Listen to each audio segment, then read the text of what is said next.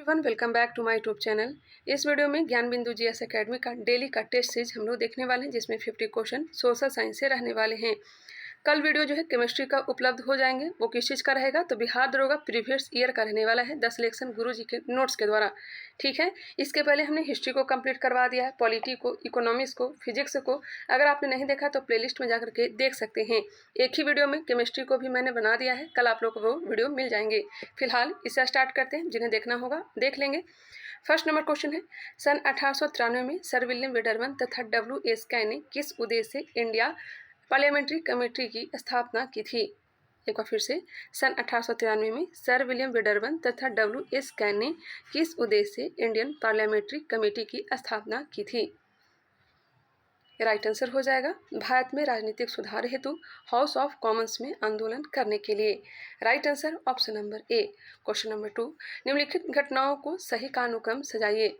खुदीराम बोस को फांसी जो दिया गया था 11 अगस्त 1908 को, 11 अगस्त 1908 है।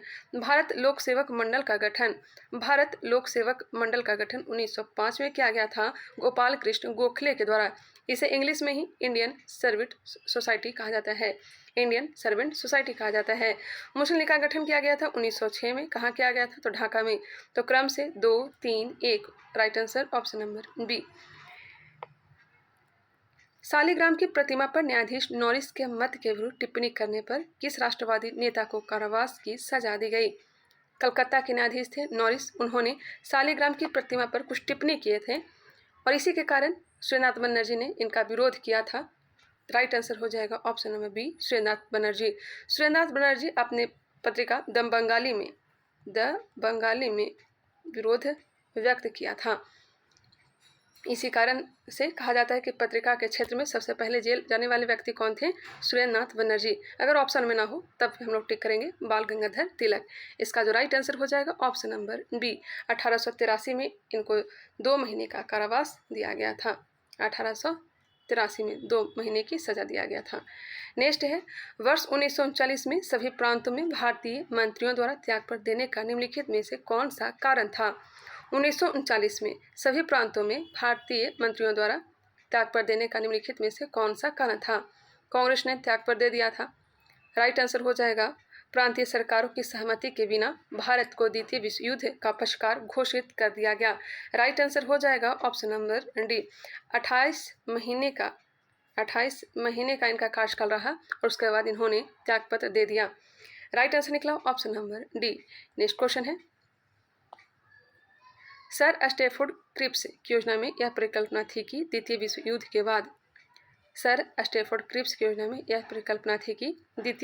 बाद भारत को डोमिनियन स्टेट दे देना चाहिए। राइट आंसर हो जाएगा ऑप्शन नंबर डी, भारत को डोमिनियन स्टेट दे देना चाहिए। राइट आंसर निकला ऑप्शन नंबर डी। 23 मार्च 1942 को क्रिप्स मिशन भारत आया था, जिसमें महात्मा गांधी ने काफ़ी इसका विरोध भी किया, टिप्पणी भी बहुत सारी की हैं। गांधी जी को किसने इस बात के लिए राजी किया कि नमक सत्याग्रह को पुरुषों तक सीमित न रखा जाए? गांधी जी को किसने इस बात के लिए राजी किया कि नमक सत्याग्रह को पुरुषों तक सीमित न रखा जाए? तो राइट आंसर हो जाएगा कमला देवी चट्टोपाध्याय। नेक्स्ट क्वेश्चन, निम्नलिखित कथनों पर विचार कीजिए, उपयुक्त विवरणों को संदर्भित करता है। ठीक है, उनकी मध्यस्थता ने गांधी इरविन समझौते को अस्तित्व में लाने में मदद की। अस्तित्व में लाने की मदद की। ठीक है भाई। 1922 ईस्वी में अंग्रेजों ने उन्हें नाइटहुड की उपाधि प्रदान की। वे पुनः समझौते के लिए भी आंशिक रूप से उत्तरदायी थे। यह सब विवरण किसके बारे में बताया जा रहा है? तो राइट आंसर हो जाएगा तेज बहादुर सप्रू। ऑप्शन नंबर ए, तेज बहादुर सप्रू। इन्हीं के अध्यक्षता में गांधी इरविन समझौते को अस्तित्व में लाने में मदद की। 1922 ईस्वी में अंग्रेजों ने उन्हें नाइटहुड की उपाधि प्रदान की। वे पुनः समझौते के लिए आंशिक रूप से उत्तरदायी थे।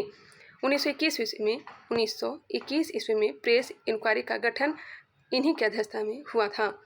नेक्स्ट क्वेश्चन, निम्नलिखित में से कौन सा युग्म सुमेलित है? गदर के संस्थापक रामनाथ पुरी, या गलत दिया गया है। गदर के संस्थापक कौन थे? लाला हरदयाल। रामनाथ पुरी का संबंध हो जाएगा सर्कुलर ए आज़ादी से इनका संबंध हो जाएगा रामनाथ पुरी जी का। नेक्स्ट है, Indian patriotic association, Indian patriotic association का गठन कब किया गया था? तो 1888 ईस्वी में। और संस्थापक कौन थे? सर सैयद अहमद खां। यह सही दिया गया है। Indian Republican army, Chandrashekhar Azad नहीं होगा। Indian Republic army Surya Sen जिन्हें मास्टरदा कहा जाता है। तो एक ही सही है, ऑप्शन नंबर 2। इसका जो राइट आंसर हो जाएगा केवल 2। चलिए आगे बढ़ते हैं।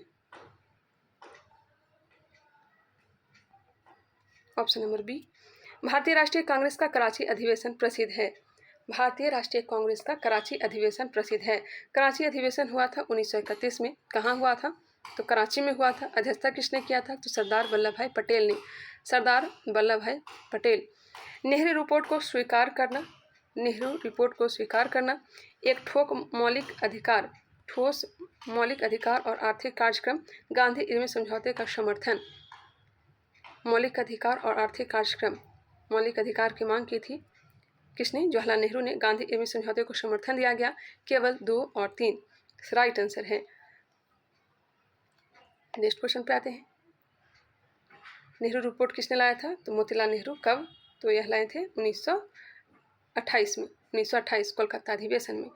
निम्नलिखित राजनीतिक दलों में से कौन से उसके नेता के नाम के साथ सुमेलित है? राजनीतिक दल और नेता का नाम दिया गया है। स्वराज पार्टी से संबंधित है डॉक्टर राजेंद्र प्रसाद? नहीं, स्वराज पार्टी से संबंधित है मोतीलाल नेहरू और CR दास। गलत दिया गया है। अखिल भारतीय हिंदू महासभा BD सावरकर। हाँ, अखिल भारतीय हिंदू महासभा से संबंधित नेता हैं BD सावरकर। यूनियनिस्ट पार्टी से संबंधित नेता हैं सिकंदर हयात खां। हालांकि फजल ए हुसैन ने भी मदद की थी। 2 और 3 जो है सही दिए गए हैं। राइट आंसर हो जाएंगे ऑप्शन नंबर सी। संविधान संशोधन विधेयक के संदर्भ में निम्नलिखित में से कौन सा एक कथन सही नहीं है? संविधान संशोधन विधेयक के संदर्भ में निम्नलिखित में से कौन सा एक कथन सही नहीं है? ऑप्शन को ध्यान से देख लें। लोकसभा का अध्यक्ष विधेयक को पारित कराने के लिए दोनों सदनों की संयुक्त बैठक बुला सकता है। लोकसभा का अध्यक्ष विधेयक को पारित कराने के लिए दोनों सदनों की संयुक्त बैठक बुला सकता है। यह गलत दिया गया है। राइट आंसर हो जाएंगे ऑप्शन नंबर ए। बाकी सभी को देख लेते हैं। विधेयक को प्रत्येक सदन द्वारा विहित विशेष बहुमत से अलग अलग पारित किया जाना आवश्यक है। विधेयक को संसद के किसी भी सदन में पुनः स्थापित किया जा सकता है। बिल्कुल। विधेयक को गैर सरकारी सदस्य द्वारा भी प्रायोजित किया जा सकता है। सही दिया गया है। क्वेश्चन नंबर है 12। भारत में निम्नलिखित में से किन चुनाव में मतदाता उपयुक्त में से कोई नहीं, मतलब नोटा का प्रयोग कर सकता है? नोटा का प्रयोग कहाँ कर सकता है? नोटा का फुल फॉर्म क्या होता है बताएंगे? नोटा का फुल फॉर्म होता है नन ऑफ द एबव। पहली बार 2013 में यूज किया गया था। लेकिन किस चीज़ में? तो विधानसभा चुनाव में पहली बार 2013 विधानसभा चुनाव, जैसे कि मध्य प्रदेश, राजस्थान, फिर छत्तीसगढ़, मिजोरम, दिल्ली, यह सब में यूज किया गया था। लोकसभा की बात की जाए तो 2014 में जो लोकसभा का चुनाव हुआ था उसमें नोटा पहली बार आया था। तो इसका जो राइट आंसर हो जाएगा लोकसभा और राज्य विधानसभा। ऑप्शन हो जाएंगे ए 1 और 3 ऑप्शन नंबर सी, लोकसभा और राज्य विधानसभा। नेक्स्ट क्वेश्चन है, मुख्य सूचना आयुक्त की नियुक्ति के लिए गठित समिति में निम्नलिखित में से कौन कौन शामिल होते हैं? मुख्य सूचना आयुक्त की नियुक्ति के लिए गठित समिति में निम्नलिखित में से कौन कौन शामिल होते हैं? बताइएगा कौन कौन शामिल होंगे? प्रधानमंत्री, भारत के मुख्य न्यायाधीश, एक कैबिनेट मंत्री, लोकसभा में विपक्ष का नेता। तो देखिए इसमें शामिल होते हैं प्रधानमंत्री, एक कैबिनेट मंत्री और लोकसभा में विपक्ष का नेता। 1, 3, 4 option number C. Next question है, भारत के संविधान के 9वें भाग के अधीन पंचायती राज व्यवस्था किन राज्यों में लागू नहीं होता? 9 भाग के अधीन पंचायती राज व्यवस्था किन राज्यों में लागू नहीं होता? 3 ऐसे राज्य हैं और एक यूटी है। एक यूटी कौन सा? तो दिल्ली है, यहाँ भी पंचायती राज व्यवस्था लागू नहीं है। और 3 राज्य कौन सा? तो नागालैंड, मेघालय तथा मिजोरम। नागालैंड, मेघालय तथा मिजोरम। राइट आंसर हो जाएंगे option number C. Next question है, भारतीय संविधान के अनुच्छेद 360 के संदर्भ में निम्नलिखित कथनों पर विचार कीजिए। एक वर्ष संसद के दोनों सदनों द्वारा अनुमोदित वित्तीय आपात वापस ले जाने तक अनिश्चित काल के लिए जारी रहता है। वित्तीय आपात का न्यायिक पुनर्विलोकन नहीं किया जा सकता है। नेक्स्ट देख लेते हैं, उपयुक्त में से कौन से कथन सही हैं? एक बार संसद के दोनों सदनों द्वारा अनुमोदित वित्तीय आपात वापस ले जाने तक अनिश्चित काल के लिए जारी रहता है, यह सही दिया गया है। वित्तीय आपात का न्यायिक पुनर्वलोकन नहीं किया जा सकता, यह गलत है, किया जा सकता है। केवल एक, ऑप्शन नंबर ए।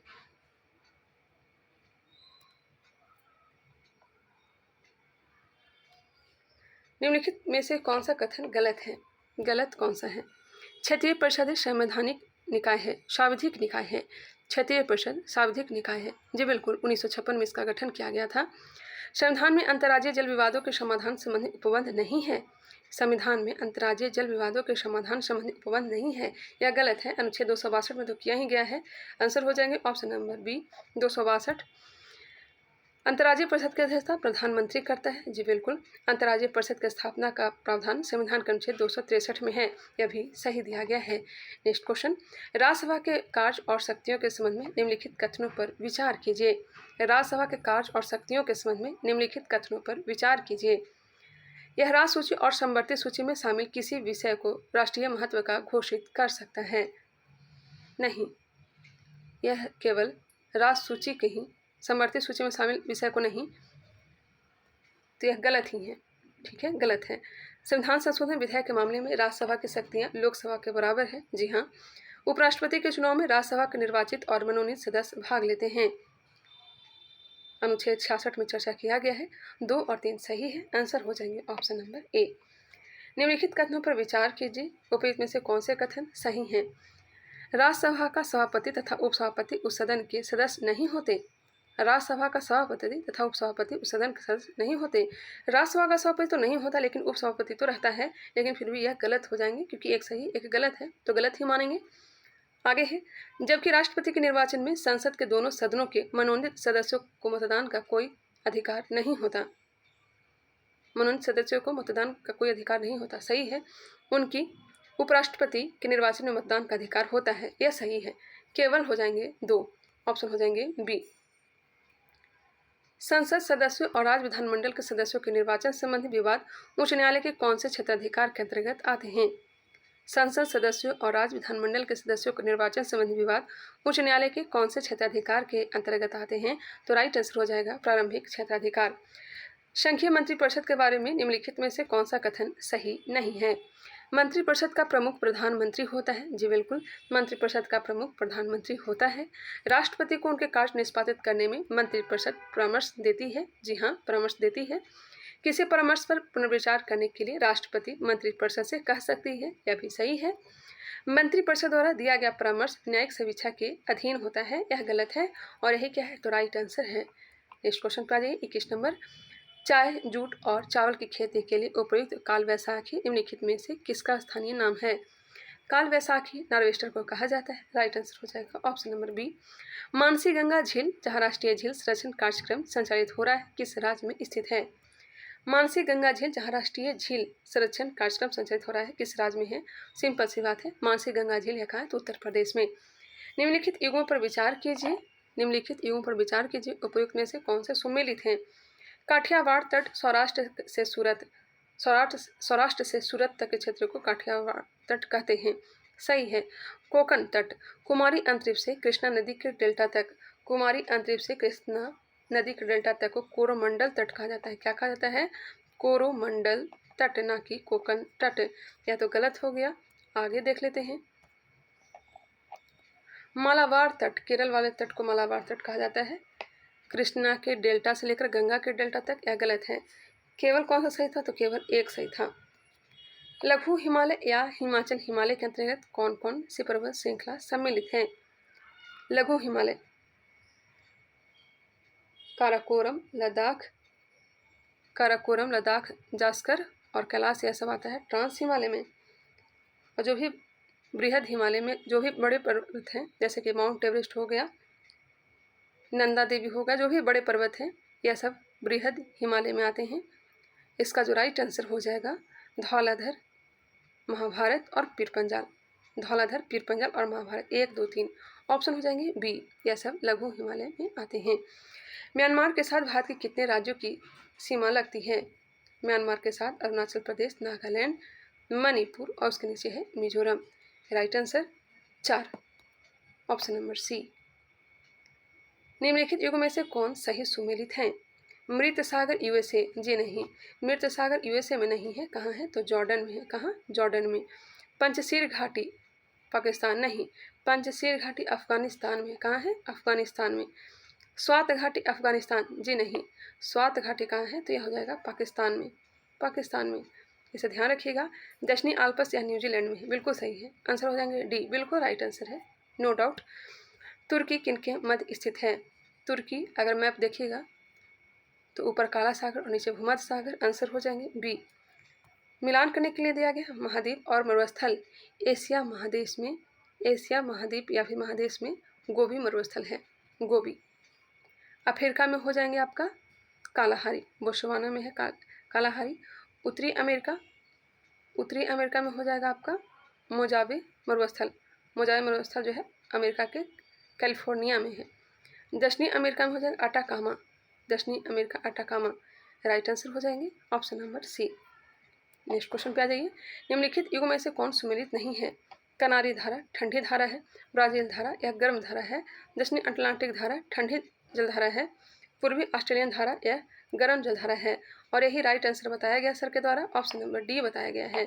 ठीक है, किन्हीं को डाउट होगा, लेकिन सर के द्वारा ऑप्शन नंबर डी बताया गया जो कि राइट आंसर भी है। निम्नलिखित में से कौन सुमेलित नहीं है? घास का मैदान और स्थान दिया गया है। सवाना, सवाना है अफ्रीका में, बिल्कुल सही है। कंपोज या ब्राज़ील में है, कंपोज न्यूजीलैंड नहीं, ब्राज़ील।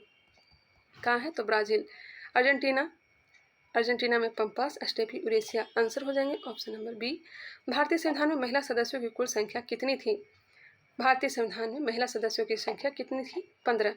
निम्नलिखित में से कौन सा मूल अधिकार विदेशी नागरिकों को प्राप्त नहीं है? विदेशी नागरिकों को प्राप्त नहीं है। 15, 16, 19, 29, 30 से 15, 16, 19, 29, 30 इसमें जितने भी उल्लेखित मौलिक अधिकार हैं वे केवल और केवल भारतीय नागरिक को ही प्राप्त हैं।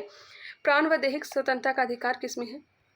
प्राण व दैहिक स्वतंत्रता का अधिकार यह हो जाएगा अनुच्छेद 21 में। शोषण के विरुद्ध अधिकार 23 और 24। अभिव्यक्ति की स्वतंत्रता का अधिकार अनुच्छेद 19। विधि के समझ समानता अनुच्छेद 14। हमने क्या बताया? 15, 16, 19, 29, 30। तो राइट आंसर हो जाएगा ऑप्शन नंबर सी, अभिव्यक्ति की स्वतंत्रता का अधिकार, अभिव्यक्ति की स्वतंत्रता का अधिकार। किस क्रांति ने समानता, स्वतंत्रता और बंधुत्व का नारा दिया? समानता, स्वतंत्रता और बंधुत्व का नारा दिया। राइट आंसर हो जाएगा फ्रांसीसी क्रांति। कब हुआ था? तो 1789 ईस्वी में, 1789, ऑप्शन हो जाएंगे ए। 1688 में हुआ था गौरवपूर्ण क्रांति जो कि इंग्लैंड में हुआ था। 1917 की रूसी क्रांति, इसमें नारा दिया गया था सामाजिक आर्थिक धार्मिक न्याय का, सामाजिक आर्थिक धार्मिक न्याय का नारा दिया गया था। 1688 गौरवपूर्ण क्रांति को रक्तहीन क्रांति भी कहा जाता है। किस वर्ष राष्ट्रीय गीत वंदे मातरम पहली बार गाया गया था? वंदे मातरम गाया गया था 1896 में कलकत्ता अधिवेशन में। अध्यक्षता कर रहे थे रहीमतुल्लाह शानी, रहीमतुल्लाह शानी।